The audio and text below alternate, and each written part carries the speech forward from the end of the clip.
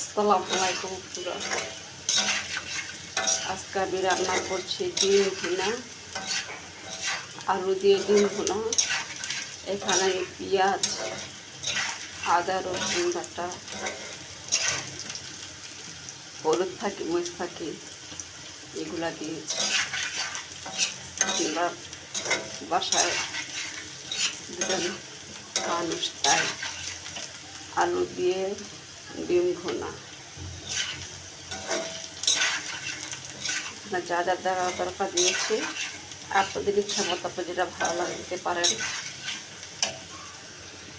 আমি এখানে বেশি কিছু অ্যাড করবো না। এই যে এখানে দিচ্ছি 4-5টা কাঁচামরিচ, বা যার কম খাই তাই দেওয়ার পরে যে ডিমগুলো দিয়ে দিলাম। ডিম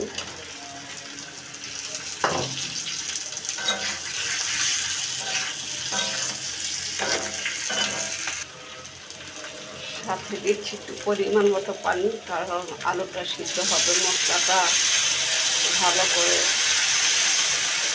মিক্সড হবে, তাই দিয়ে দিলাম পরিমাণ মতো পানি। সেটা আমি পুরো ভুনা করে ফেলবো, কোনো ঝোল রাখবো না। জানেন না আপনাদের কাছে কেমন লাগছে, তবে এই ডিম ভুনাটা আমার খুব পছন্দ। আমার বলতে ভুল হবে, আমার বাসার সবার পছন্দ, বিশেষ করে আমার বেশি। দেখুন ডিমটা খুব সুন্দর একটা কালার এসেছে। এটা এখন আমি নামিয়ে ফেলবো। এটা হয়ে গেছে, এখন আমি বসাবো ভুনা খিচুড়ি। আমার সাথে থাকবে। قال رسول الله صلى الله عليه وسلم أكثروا ذكر هذه اللذات. وقال تبارك وتعالى في كلامه المجيد. এটা হচ্ছে ভুনা খিচুড়ি রান্না করবো, তাই পরিমাণ মতো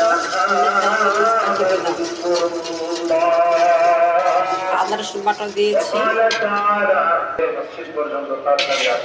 এখানে আমি পোলার চাল দিয়ে, মুগ ডাল, মসুরের চাল দিয়ে একটু ভুনা খিচুড়ি রান্না করছি।